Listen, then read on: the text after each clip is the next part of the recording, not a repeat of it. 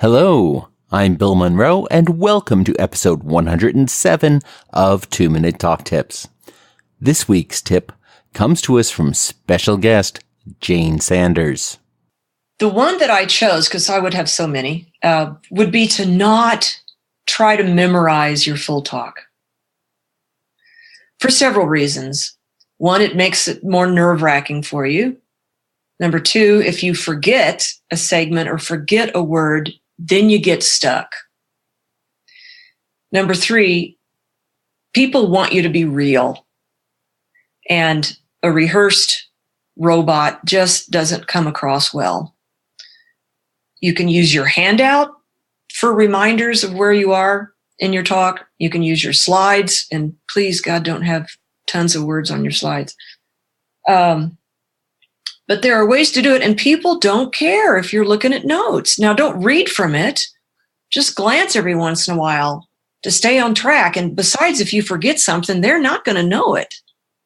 And you can always bring it back in. I would say half the time when I do my talks on scientific hand analysis and the importance of being on purpose, I will have forgotten something. I'll say, oh, I forgot to tell you. And I'll just bring it back in. It just makes it real and authentic. Stick around, and after the break, we'll hear more from Jayne Sanders.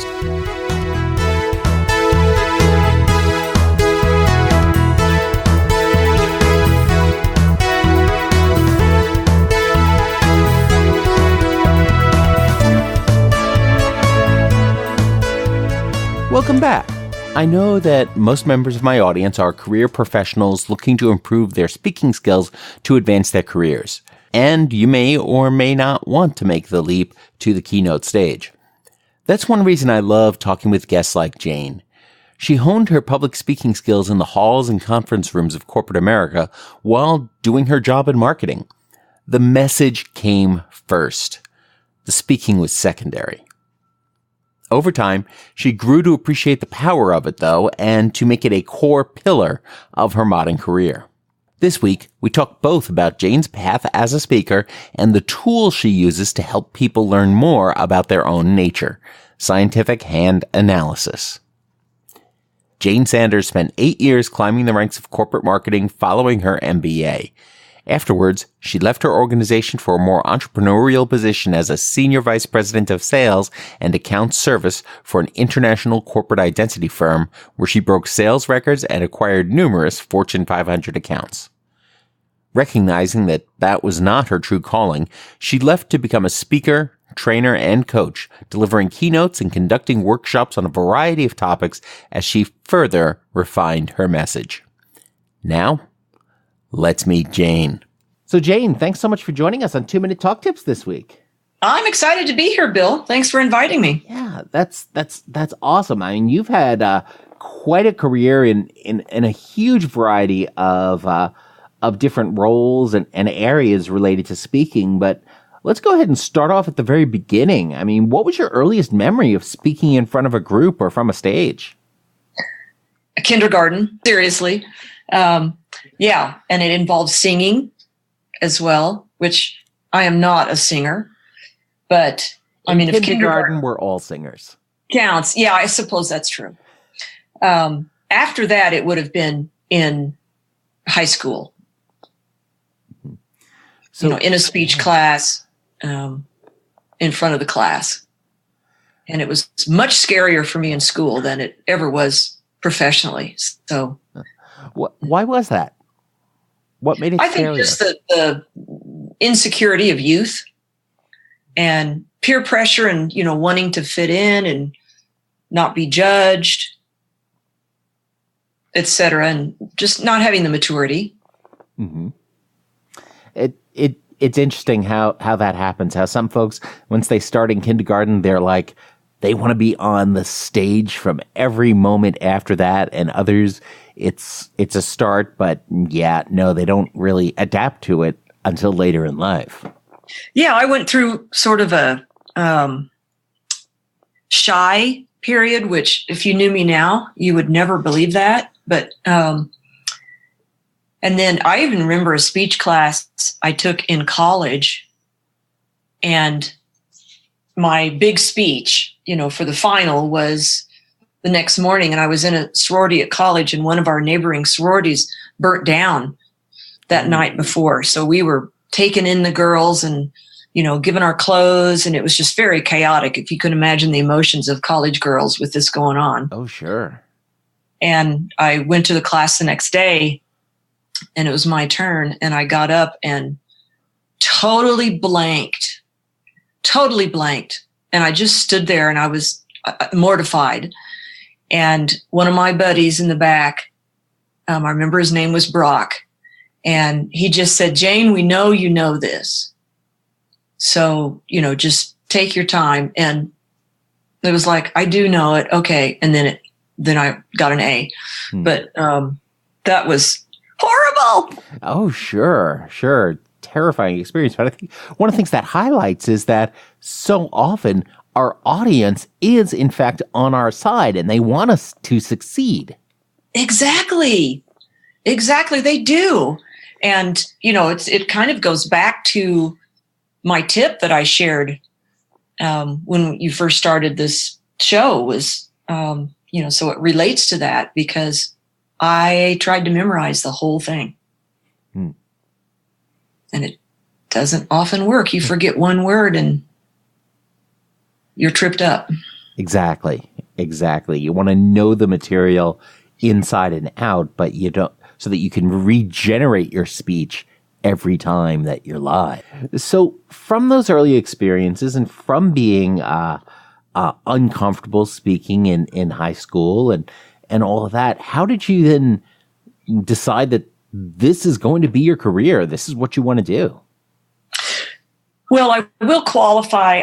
It wasn't that I was really uncomfortable in high school, but certainly not as comfortable as I came to be. But my first career was in sales and marketing for a large food manufacturer. And I was in sales and then in marketing. So I was making presentations all the time. And it was very easy for me, and I really enjoyed it. And then my second career, I was head of sales and marketing for a smaller firm, graphics design. So I was not only making sales presentations, but also design presentations. And it just was so easy for me. I don't know, maybe I just grew up. But then after that is when I started my speaking business. Because I'm like, well, I don't want to do this anymore. I don't know what else to do. What do I really like doing? And what do I seem to be good at? Okay, making presentations. All right, I'll do that for the corporate world. So that's what I did. Awesome. What I think is really interesting there, too, is that it sounds like you got into it from doing the work first and focusing on the message first. And then the speaking, the presentation aspect of that was, for lack of a better term, secondary to the message itself.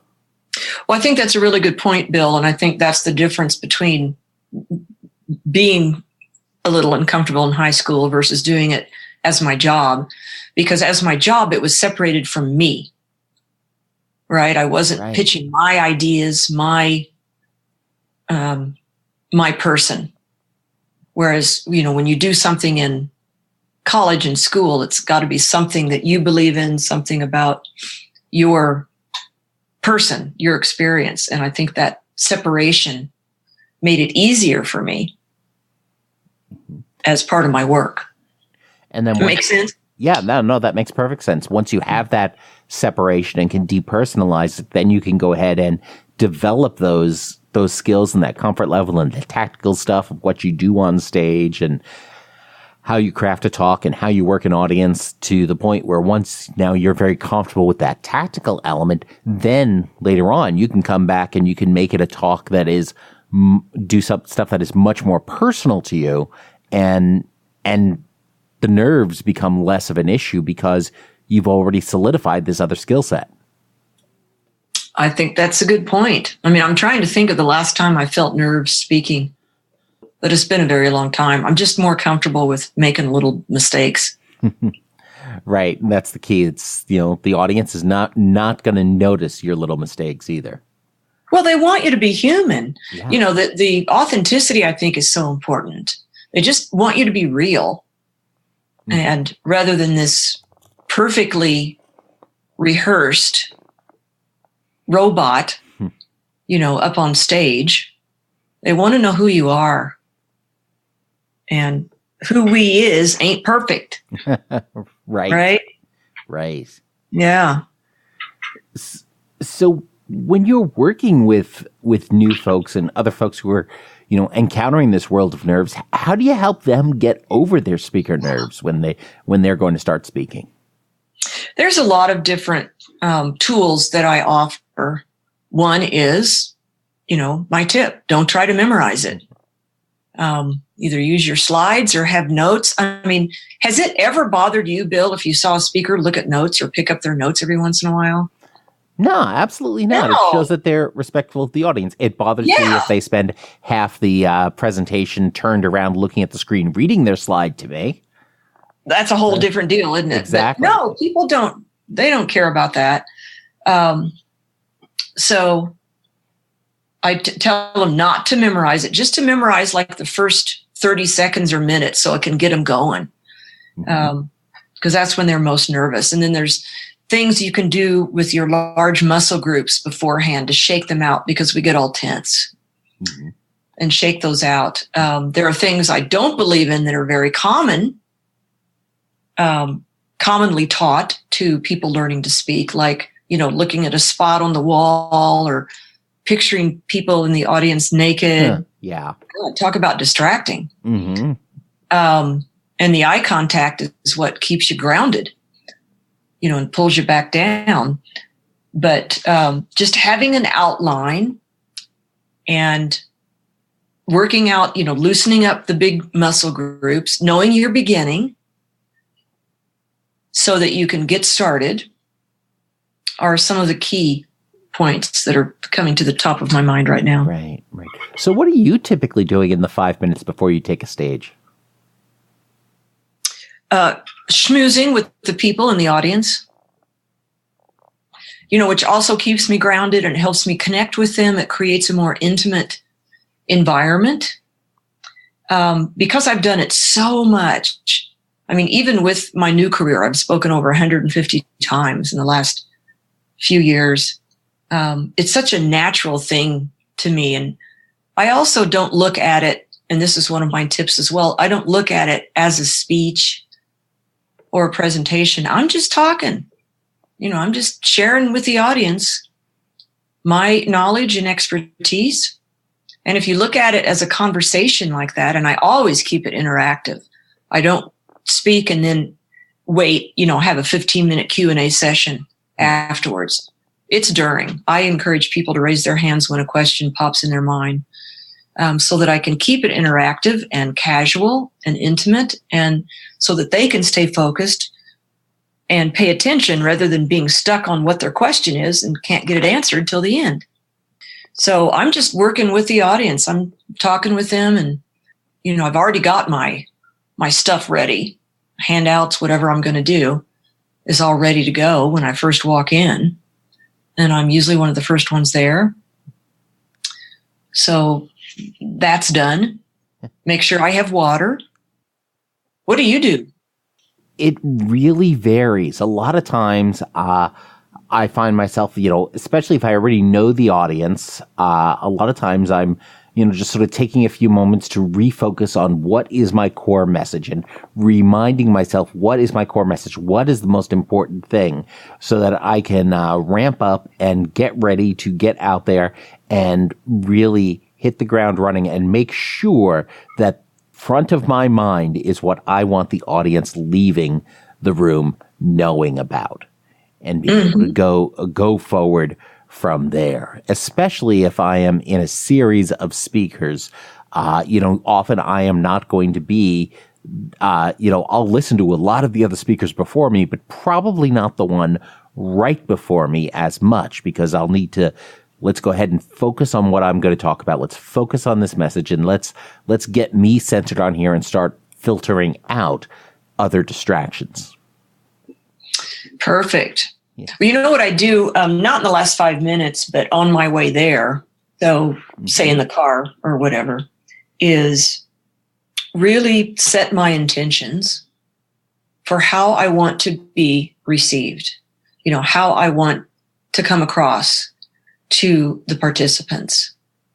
For example, confident, expert in my work, warm, friendly, funny, because I love making people laugh, and compassionate. So I figure if I get all those knocked, I'm doing really well. Yeah, absolutely. And they'll like you and they'll remember you. Yes. And if you're ever wanting to, which I guess every talk should have some type of call to action at the end, you'll have better results.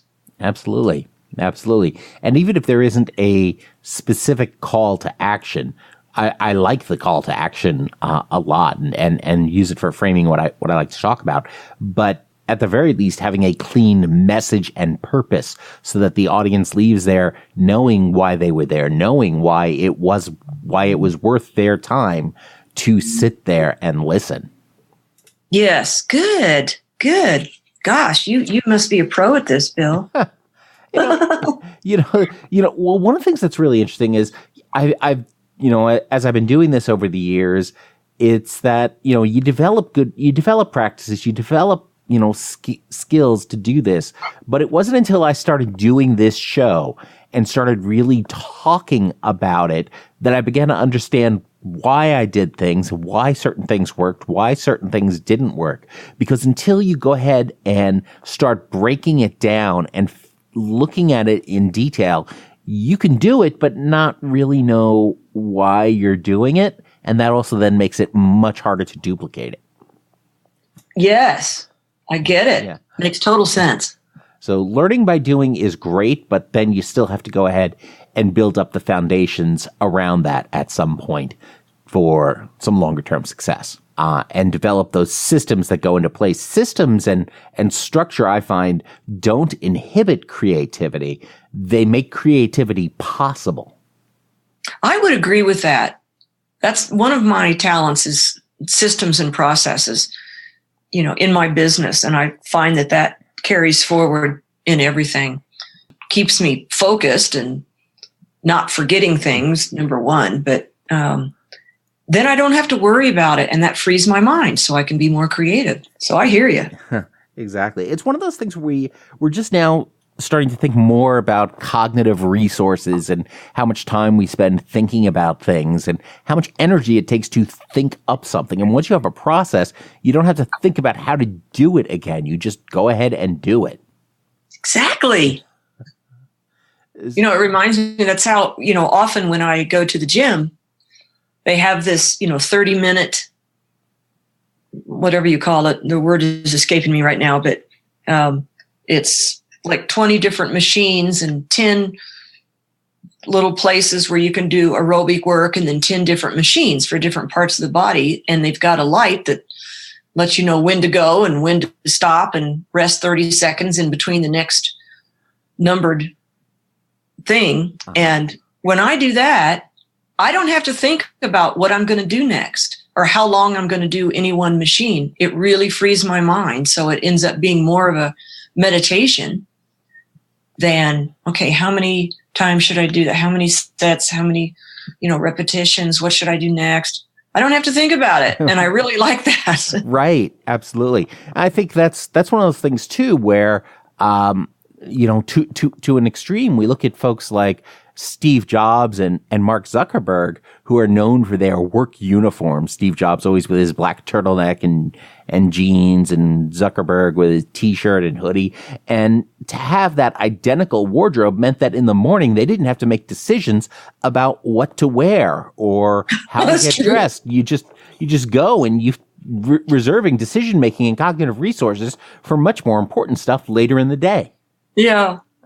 I never really thought about that, but just like having a school uniform. Exactly. Yeah, there are times I missed the school uniform. I never had one, but wait a minute. Maybe I did in elementary school. Yeah. No, I don't remember. Yeah. It's too long ago. So you've been doing, obviously the bigger keynotes now. You've also done a lot of training and a lot of workshop facilitation. So what makes facilitating a workshop different from doing something like a keynote or a larger scale, shorter presentation like that? Well, for me, it's much more intimate. I really feel that I can make a lot more impact with the workshop. And I'm still facilitating workshops and retreats. And I also think you can get more interaction, really hands-on work. You can do it in a keynote as well, but, in the keynote you just have to be bigger. And I also think there's an element of motivation, which often needs to come into play. And not that workshops shouldn't be motivating, but I think you know what I mean. And it's easier to guide a smaller group, I think, in the direction that you want them to take because of the ability to be intimate and make it really one-on-one. Keynotes can be very heady. If somebody's going to screw up, it's usually going to be in a keynote because they are more nerve-wracking because there's more people. And if you have a rough 5 minutes, it stands out a lot more in a 40-minute talk than it does in a 3-hour workshop. Absolutely. And there's, many times that I'll lose my track of thought where I need to reach for my notes or ask the audience, with a workshop or retreat, what were we talking about? Because I do like answering questions, even if it pulls me off point. And I think it makes them feel good when I ask them to help get me back on track. And they always know. So that helps me see that they're really paying attention. Right. Which is nice. And it just adds a little moment of levity and, again, intimacy. So, yeah, I used to do all keynotes and then a blend. And I really gravitated toward workshops and retreats because of that intimacy and the ability, in my opinion, to go deeper and really make it more one-on-one, sleeves rolled up, more of an impact. You can get a lot more tactical in the workshop. Yes. And, I really think it can be more lasting. There's only so much you can do with a keynote. Everybody has those different experiences with it and where they're going to find value and where they feel they're able to most effectively deliver value and impact people's lives. And that's one of the things that's just so amazing and powerful about the skill of being able to stand up in front of a group of people and talk to them and share a message and bring them out and being able to create that. Because in any talk, whether that's going to be in a workshop, in a training, in a keynote, in a series of presentations, in interviews in the press, what you're doing is you're creating a short-lived community of people who are involved in that at that particular time. They all have something in common then. They're all bonding in that moment with that shared experience. And that's something that when that's over, that particular experience in that particular community is disbanded. I love that. No, you're absolutely right. You're absolutely right.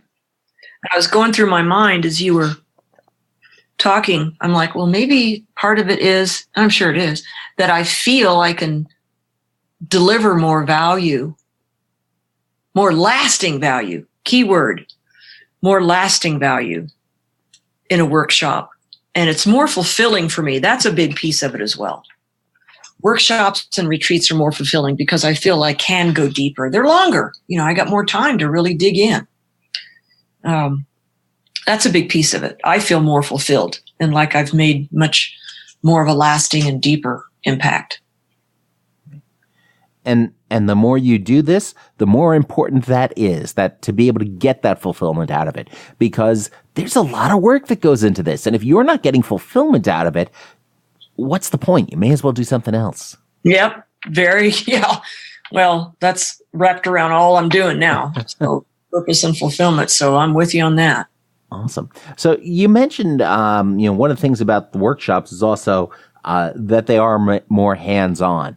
And in enforcing a segue here, the idea of a hands-on workshop is really cool because you're also centered your business around scientific hand analysis. So what is that? Right, I know.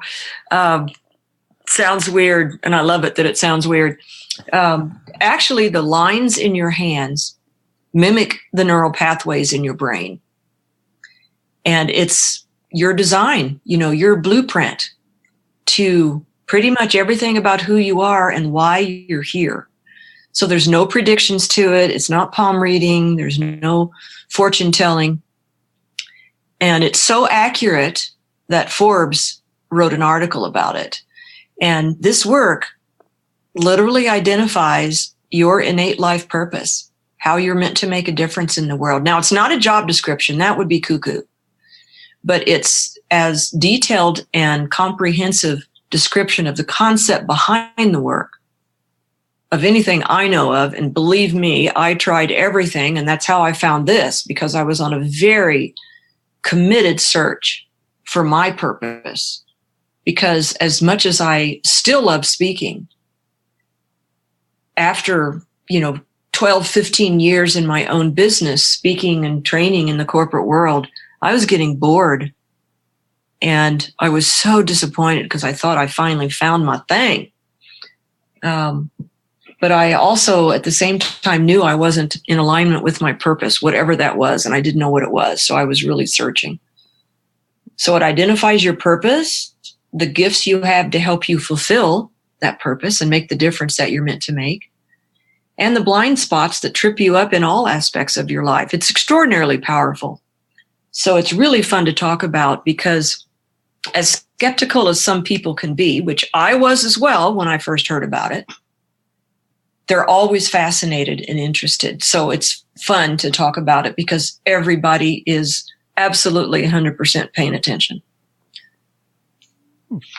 So that's what I'm doing now. And I speak about it all the time. I mean, I'm a purpose coach and also law of attraction coach. So I help people get in alignment with their purpose in life and in work. But that's my entree technology. So the hand analysis helps you identify your purpose, which then you can work with them to help them align their purpose with what they're doing in life? The other way around, really. Okay. Yeah. Helps them align what they do in their life to align with purpose. And I got to tell you, that is the only way to that deeper and more consistent joy and fulfillment that everybody craves and deserves, I believe. And interesting, I realized after doing my own, or I didn't do it myself, but I got a hand analysis and it really changed my life. And it's what helped me realize why my first career only lasted so long, why my second career, I also hit a wall, why even my speaking career, why I got bored after a while. As much as I love speaking, it didn't make sense to me, but it was all right there in my hand analysis. So it answered a lot of questions I didn't even know I had, and then gave me amazing guidance as well. Interesting. So, one of the things you mentioned before was that you eventually got bored of your speaking and training in the corporate world and were a little confused by that because you had felt you had found your purpose in life. Does your purpose in life change or evolve as we get older, or is it something that's sort of fixed from birth and it's just a process of discovering it? My belief is that the core of it you're born with. Aspects of it can come in later, and your purpose can evolve. There's no one expression of purpose for anybody.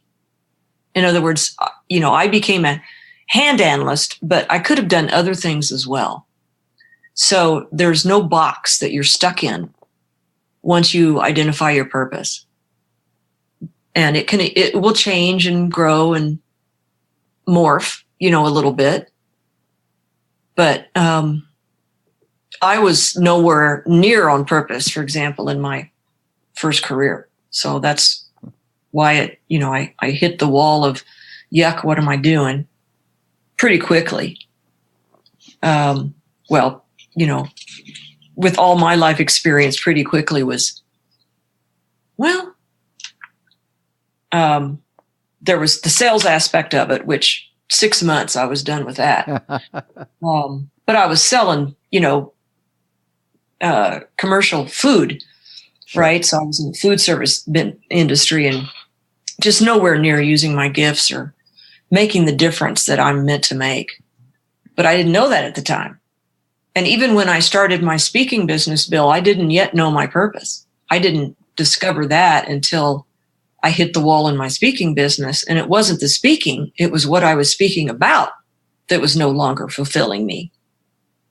So I'm still speaking and I always will. I want to make an impact more than just one person at a time. And it's a way for me now to get exposure for my work and promote my business. Yeah. Does that make sense? That answer that question?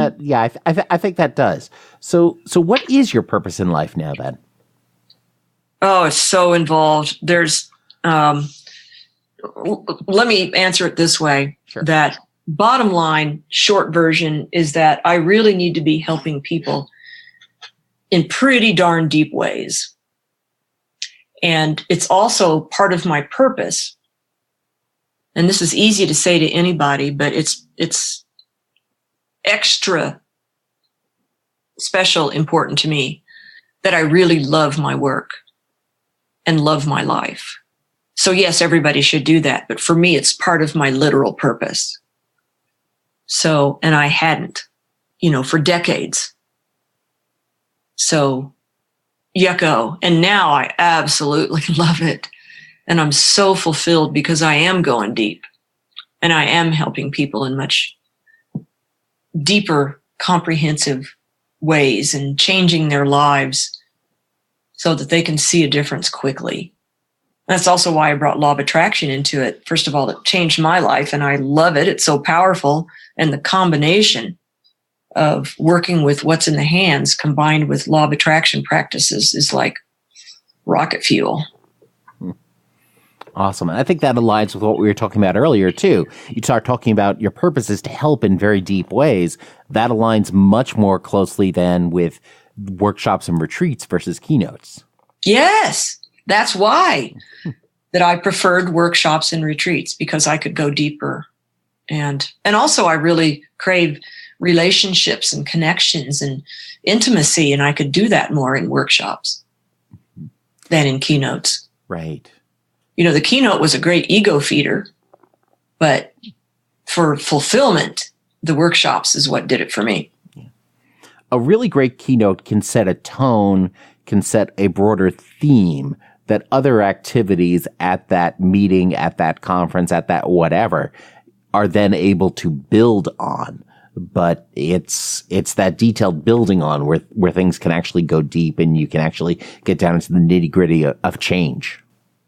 Yes, at least that's the way I look at it. And again, keynotes are critical. People don't go to an event. They don't make a decision usually to go to an event because of one of the breakouts. Right? And right. That's what I preferred to do because I could go deeper. They go because of the big keynoters. Right. So they certainly have a very important role to fill. But doing workshops and retreats is much more in alignment with my purpose. Right, right. So, what is the law of attraction? I think we have, a lot of folks have a very vague idea of what seeps into our awareness from pop culture, but it's probably a little bit of a flawed interpretation. Well, there's, the simple explanation is, there's a lot of ways to word it, but what you put out in terms of emotion and energy is what you're going to get back. People say it's, what you think. And that certainly plays a role, but it's more emotions. So if you're worrying all the time or feeling grumpy, you're going to run into situations that make you worry and make you feel grumpy.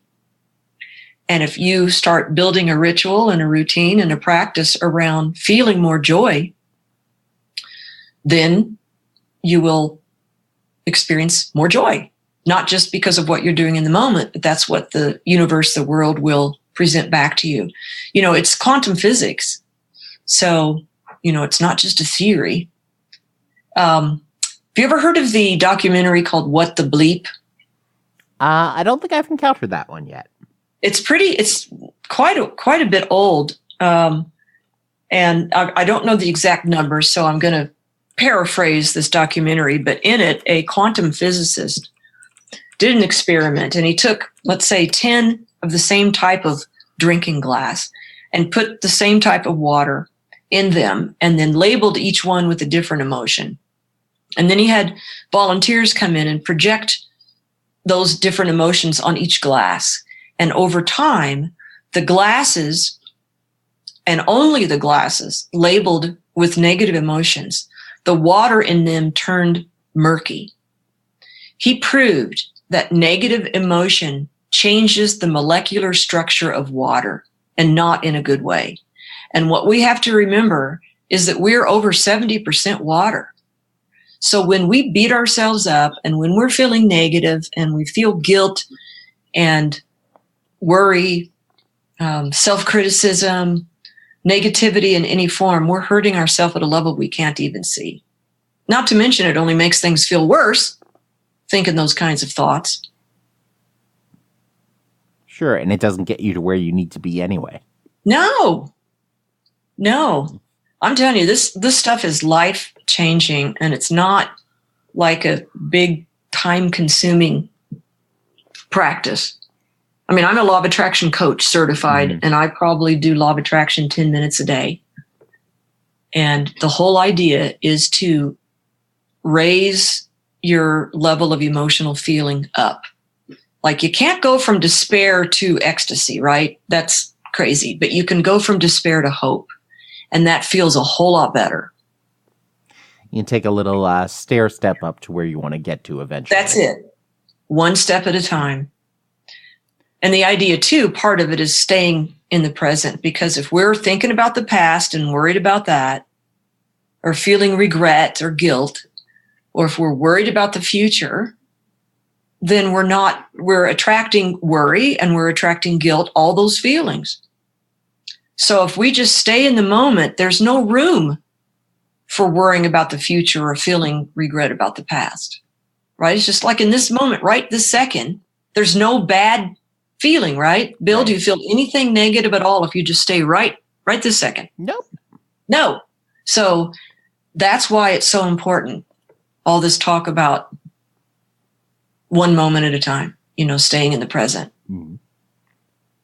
But law of attraction, whoa, it is powerful stuff. Right. So the idea is to have some tools when you notice that you feel that your energy drops, that you don't feel good, or you feel kind of depressed or irritable, have some kind of tools to help lift you up. And I start my day with, boom, something that just makes me smile. And I've got these things that, if on the rare that time that does happen, because now I do it all the time. So I'm kind of really, 90% of the time in a really good mood. On that 10%, I'm not even sure if that's the accurate number. Sure. I feel a little off. I take action right away to get out of it. Interesting. Some really interesting stuff. And I think it also sounds similar when you start talking about the tools that and techniques to get out of that space. It sounds similar to some of the concepts in was it cognitive behavioral therapy, or CBT, that we hear in the psychology space. I don't know about that, but it wouldn't surprise me at all. The law of attraction as a concept has been around for centuries. Mm-hmm. And it's just been called different things. And, as a man thinketh, that's law of attraction. Sure. Think and Grow Rich, that's law of attraction. All this stuff, The Secret, that was the real basics of law of attraction. There's millions of books about it now. Right. It's very, very powerful, and it's real. Right. And speaking about making some of these things reality, I understand you also have an event coming up in Denver soon. What happens at that event or the others that you host? Well, I do this particular one at the end of April 26th. I'm doing with a partner. We've collaborated before, and it's a full day workshop at a lovely Italian restaurant, actually. Includes a huge lunch, which we take a risk of everybody falling asleep in the afternoon, but we're both good enough speakers and facilitators to avoid that. But I talk a little bit about hand analysis, kind of teach the basics of it. Everybody in attendance gets a mini reading where I identify one of their tripping points, one of the major blocks that's keeping them from achieving the goals and the results and the joy that they want. And then I also have a whole segment on the law of attraction where I'm giving specific tools and techniques along with the concepts and philosophy of law of attraction. And then Michelle, my partner in this, has a background as a therapist, counselor, but now she focuses fully on, she's got a toolbox of like 30 different modalities where she can help people release blocks and limiting beliefs. So she teaches about that.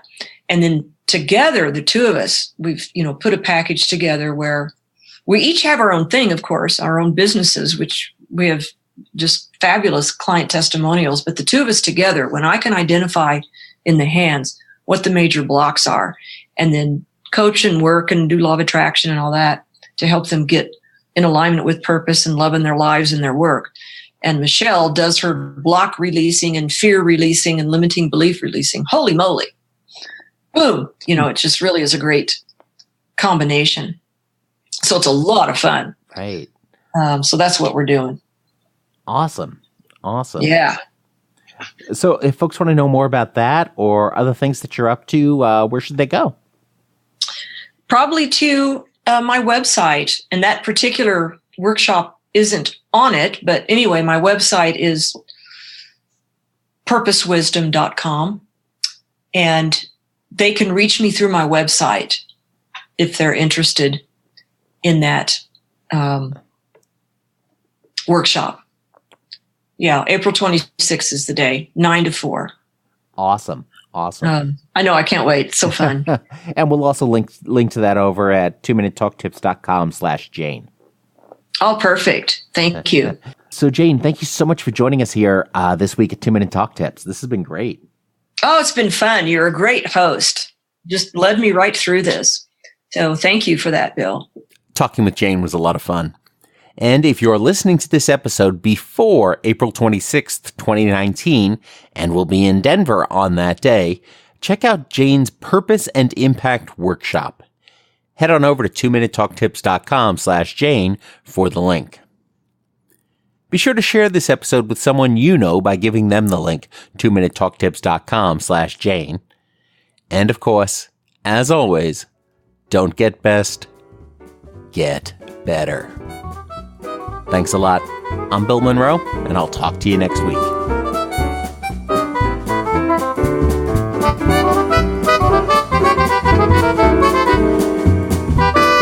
Two-Minute Talk Tips is a proud production of the Currently Speaking Podcast Network.